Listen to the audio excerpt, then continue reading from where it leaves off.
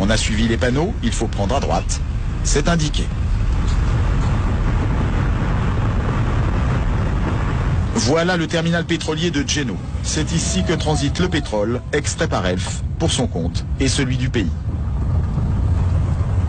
Les puits sont en mer.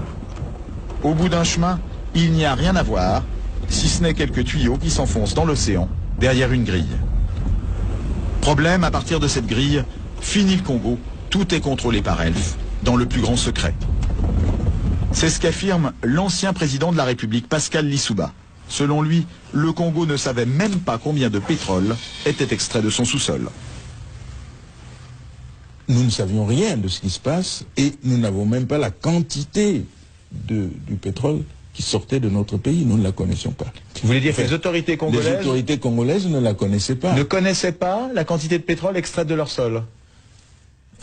Par quel moyen? Pour le savoir, il aurait fallu que les Congolais puissent se rendre ici, sur cette bouée qu'on devine plus qu'on ne la voit.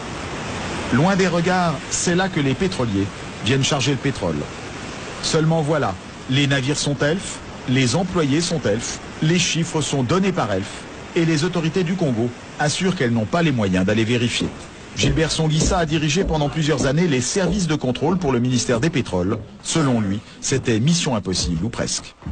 Pour aller contrôler, naturellement, il faut faire appel aux moyens des compagnies pétrolières. C'est-à-dire que vous-même, est-ce que vous aviez vos propres bateaux, vos propres hélicoptères pour pouvoir aller sur les plateformes? Non, pas du tout. Vous aviez combien de bateaux? Je vous ai dit pas du tout, donc 0 bateau. Même pas une pirogue. Au large de ces plages, des quantités de pétrole importantes auraient ainsi été acheminées sans que les officiels congolais n'en soient mis au courant. Parfois même, des navires entiers. Et un pétrolier de 100 000 tonnes, cela représente près de 100 millions de francs qui échappent aux caisses du pays. On appelle ça une cargaison fantôme. Interrogé sur la question, Loïc Le Floch-Prigent ne dément pas qu'il y en ait eu. Il y a des cargaisons qui sont produites et qui n'ont jamais été officiellement. Voilà. Alors c'est des choses qui sont arrivées, bien sûr, dans le passé, quand les dispositifs de comptage n'étaient pas aussi précis que maintenant. Alors, on peut estimer qu'aujourd'hui, les dispositifs de comptage sont précis, du moins dans certains pays. Alors si je prends l'exemple quand même concret des pays africains, et notamment dans les années 70, 80, 90, est-ce que les systèmes de comptage étaient précis? Le système de comptage était imprécis. Ces manipulations, les cadres congolais du pétrole s'en doutaient, mais impossible alors pour eux de poser trop de questions à Elf. Dans sa maison de Brazzaville, nous avons rencontré Saturnin Okabé.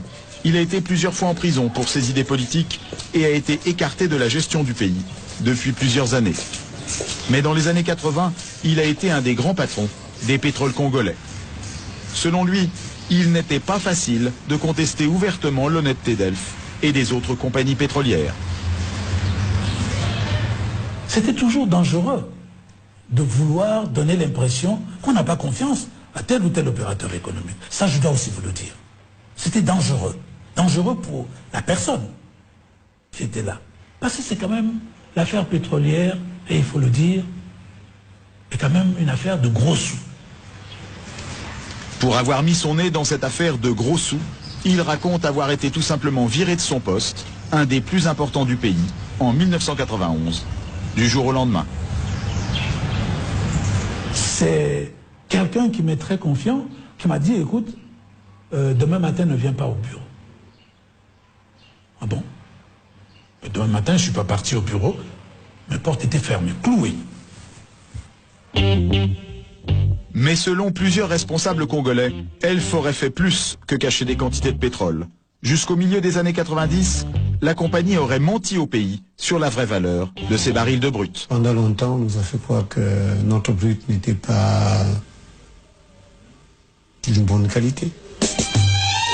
Tous les pétroles produits à travers le monde ne sont pas de la même qualité, donc de la même valeur. Pour le pétrole produit au large du Congo, comme c'est Elf qui le commercialisait sur le marché mondial, ces calculs se faisaient dans les locaux de la compagnie, à Paris. Des calculs très défavorables aux Africains, qui permettaient à Elf d'acheter le pétrole brut moins cher, après ce qu'on appelle une décote. Près des Champs-Élysées, nous avons retrouvé Mungungan Gila, ministre des Finances congolais en exil. Lorsqu'il est arrivé au pouvoir en 1993, il a été un des premiers à dénoncer cette décote. Quand nous sommes arrivés, la décote était extrêmement lourde. Hein. Elle était Combien? 5 $ à peu près. En tout cas, régulièrement. 5 $ sur quoi? Par baril. Alors le pétrole congolais valait-il vraiment 3, 4, 5 $ de moins par baril que le prix mondial, comme Elf le payait à l'État congolais de l'époque? Mungangila est persuadé que non. Quand les Congolais s'en sont sérieusement préoccupés, Elf a été obligé de remonter ce prix, comme d'un coup de baguette magique. Est-ce qu'à votre connaissance, ça correspondait au prix réel auquel il était vendu in fine sur le marché? Je vous dis que non, puisque nous avons pu ramener la décote de 5 $ à 1,5 $. Ça veut dire que quelque part, il y avait 3,5 $ qui se baladaient. Alors, va-t-on faire croire que les qualités de ce brut avaient subitement changé? Par quel miracle? Par quel miracle? Nous avons rencontré à Paris Patrick Gantès. Il a été cadre chez Elf pendant 20 ans. Il a été notamment délégué au Congo. Aujourd'hui, il admet que Elf a tiré parti sans complexe de la confiance des Congolais. Là, on a, si vous voulez, à mon avis, utilisé, ou comment dire, un peu la naïveté, je dirais, des dirigeants des pays hôtes et producteurs. Et ce n'est pas tout. Selon nos interlocuteurs à Brazzaville, la compagnie locale Elf Congo, dont voici les bureaux, ne payait pas ou peu d'impôts. Elf Congo affirmait gagner très peu d'argent, à la grande surprise de la plupart des responsables du pays. Il y a eu des périodes euphoriques, hein, quand il y a une période de boom pétrolier, où je me souviens dans les années 80, entre 80 et 83, vous avez eu le baril qui était allé parfois jusqu'à 40 $. Et le dollar à cette époque coûtait 10 francs. Donc on ne peut pas dire que c'est petit l'argent dans un contexte aussi favorable. Mais en revanche, la société présentait dans son bilan un déficit. Eh oui. Eh oui. Difficile à comprendre, venant d'une filiale qui représente entre 12 et 14% de la production d'Elf dans le monde.